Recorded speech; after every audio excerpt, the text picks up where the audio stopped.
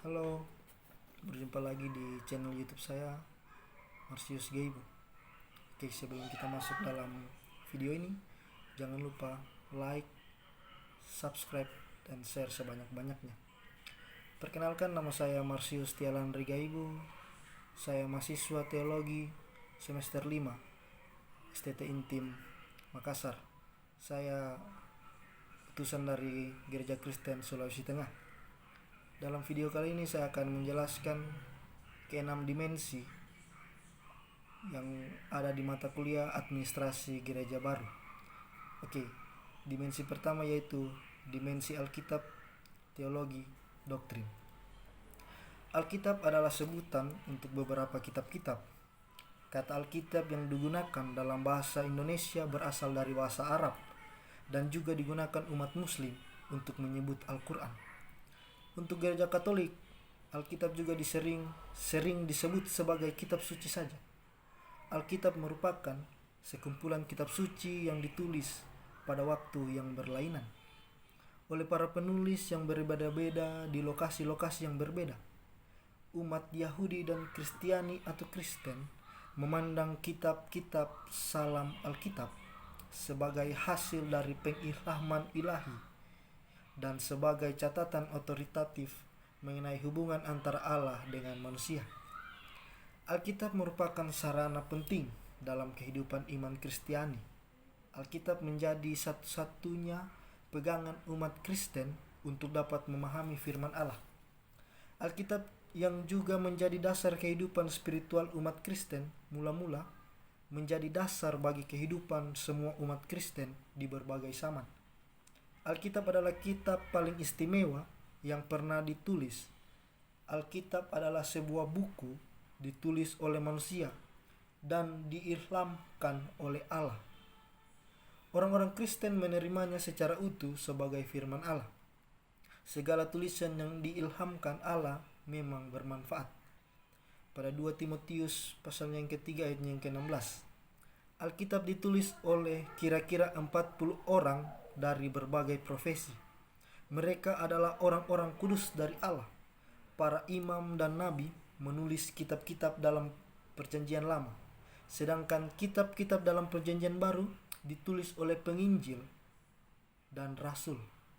Oleh dorongan Roh Kudus, orang-orang berbicara atas nama Allah. Pada 2 Petrus pasal yang pertama ayat yang ke-21b. Alkitab ditulis sekitar jangka waktu 1500 tahun dalam 3 bahasa, Ibrani, Aram atau Aramik, dan Yunani. Alkitab memiliki satu tema utama, Yesus Kristus. Ini tidak akan mungkin terjadi jika Alkitab tidak memiliki seorang penulis yang maha tinggi, Roh Kudus Allah. Roh Kudus mengilhami orang-orang pilihannya untuk menulis Alkitab. Segala tulisan yang diilhamkan Allah memang bermanfaat untuk mengajar, untuk menyatakan kesalahan, untuk memperbaiki kelakuan, dan untuk mendidik orang dalam kebenaran. Pada 2 Timotius pasal yang ketiga ayat yang ke-16. Teologi atau kadang disebut ilmu agama adalah wacana yang berdasarkan nalar mengenai agama, spiritualitas, dan Tuhan. Dengan demikian, teologi adalah ilmu yang mempelajari segala sesuatu yang berkaitan dengan keyakinan beragama. Teologi meliputi segala sesuatu yang berhubungan Tuhan. Para teolog berupaya menggunakan analisis dan argumen-argumen rasional untuk mendiskusikan, menafsirkan, dan mengajar dalam salah satu bidang dari topik-topik agama. Teologi adalah studi atau ilmu mengenai Allah dan sifat-sifatnya, serta hubungannya dengan manusia dan semesta alam.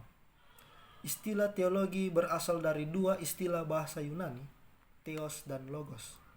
Theos berarti Allah dan logos berarti perkataan, firman, wacana, ilmu. Secara singkat, teologia berarti pembicaraan secara rasional tentang Allah dan pekerjaannya. Teologi Kristen adalah bidang studi yang berusaha untuk menyampaikan pernyataan yang berhubungan secara logis tentang doktrin-doktrin iman Kristen. yang terutama berdasarkan Alkitab, ditempatkan dalam konteks kebudayaan pada umumnya, dikalimatkan dalam bahasa masa kini, dan berhubungan dengan masalah-masalah kehidupan. Sumber utama teologi adalah kitab-kitab kanonik, yaitu PL dan PB. Dalam menggunakan sumber tersebut, teologi menggunakan sarana dan metode riset Alkitabiah. Teologi juga menggunakan wawasan dari berbagai cabang pengetahuan lainnya, yang dalam teologia dianggap sebagai penyataan Allah yang umum. Teologi menggunakan seluruh kebenaran Alkitab dengan berusaha menghubungkan berbagai bagian Alkitab sambil menggabungkan bermacam-macam ajaran menjadi satu kesatuan yang selaras atau logis. Teologi berusaha mengkaitkan pandangannya tentang asal-usul alam semesta dengan konsepsi-konsepsi yang dikemukakan oleh ilmu pengetahuan dan pandangannya tentang sifat manusia dengan pemahaman psikologi mengenai kepribadian. Sekalipun membicara hal-hal yang bersifat abadi, teologi harus melakukannya dengan bahasa, konsep, serta istilah dan ungkapan yang dapat dimengerti dalam konteks masa kini. Teologi harus ada hubungannya dengan kehidupan dan bukan hanya dengan kepercayaan. Iman Kristen mempunyai amanat yang dapat membantu kita untuk mengatasi masalah-masalah yang praktis. Namun demikian, teologi tidak terutama menaruh perhatian pada aspek-aspek yang praktis. Efek atau penerapan praktis dari suatu pengajaran merupakan akibat dari kebenaran ajaran tersebut dan bukan sebaliknya. Doktrin adalah sebuah ajaran pada suatu aliran politik dan keagamaan serta pendirian segolongan ahli ilmu pengetahuan, keagamaan, ketatanegaraan secara bersistem, khususnya dalam penyusunan kebijakan negara. Secara singkat, doktrin ialah ajaran yang bersifat mendorong sesuatu seperti memobilisasinya. Doktrin adalah sebuah ajaran yang diberikan oleh seseorang atau sekelompok orang kepada seseorang atau sekelompok orang lainnya dengan tujuan tertentu. Doktrin biasa diberikan untuk memberikan karakter khusus dan khas kepada seseorang atau suatu golongan tertentu. Doktrin Kristen atau Kristiani tentang Tritunggal atau Trinitas, atau kata Latin yang secara harfiah berarti tiga serangkai dari kata Trinus, rangkap tiga, menyatakan bahwa Allah adalah tiga pribadi atau hipostasis yang sehakikat atau konsubstansial, Bapa, Putra atau Yesus Kristus dan Roh Kudus sebagai satu Allah dalam tiga pribadi ilahi. Ketiga pribadi ini berbeda, tetapi merupakan satu substansi, esensi, dan kodrat. Dalam konteks ini, kodrat adalah apa dia, sedangkan pribadi adalah siapa dia.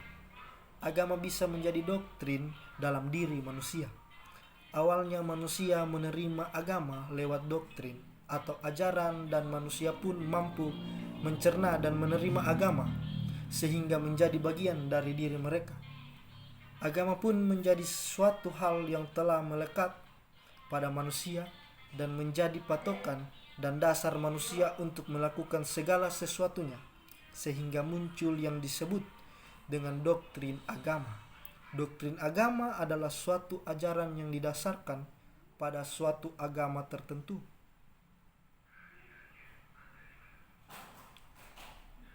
Dengan nilai dan norma yang ada di dalam agama tersebut.